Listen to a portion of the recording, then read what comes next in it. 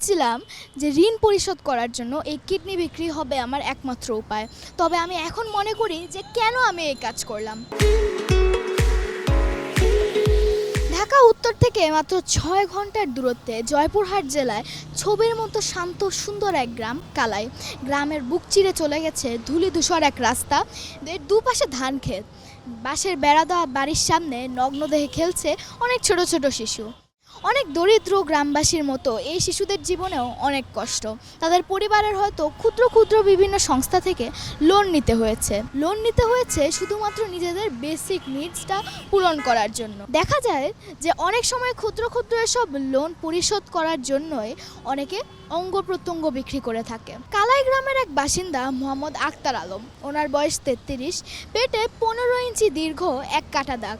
ওনার kidney অপসারণ করা হয়েছিল, এজন্যই পেটে সেই কাটা দাগ এখনও রয়ে গেছে। নিজের সংসার চালানোর জন্য 8টা প্রতিষ্ঠান থেকে ক্ষুদ্র ক্ষুদ্র ঋণ নিয়েছিলেন তিনি।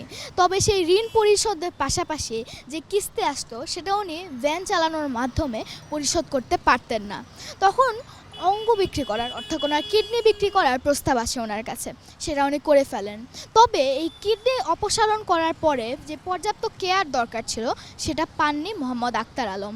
এজন্য এখন শরীরে এক পাশ ওনার অবশ হয়ে গেছে, এক চোখে দেখতে পান না। মোহাম্মদ আক্তার আলম বলেন যে একদিন উনি ভ্যান চালাচ্ছিলেন, তখন ভ্যানে ওনার যে যাত্রী ছিল সে যাত্রী ওনাকে জিজ্ঞেস করেছিলেন যে উনি কেন এই কাজ করেন, এবং উনি বলেছিলেন যে ওনার ঋণ পরিশোধ করতে হবে।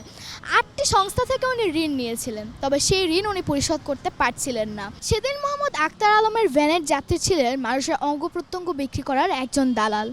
অসহায় দরিদ্র মোহাম্মদ আক্তার আলমকে উনি কিডনি বিক্রি করার পরামর্শ দেন, এবং মোহাম্মদ আক্তার আলম যেহেতু তার ঋণ পরিশোধ করতে হবে এজন্য এই প্রস্তাব মেনেও নেন।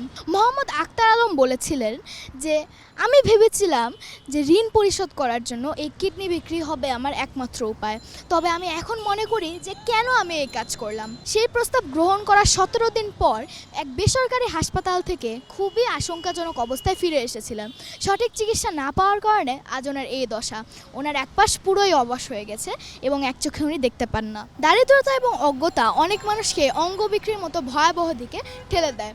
বাংলাদেশের আইন অনুযায়ী একজনের পরিবার ছাড়া অন্য কারোর ক্ষেত্রে অঙ্গ ক্রয় বা বিক্রয় করা যাবে না, এই বিষয়ে বিজ্ঞাপনও দেওয়া যাবে না।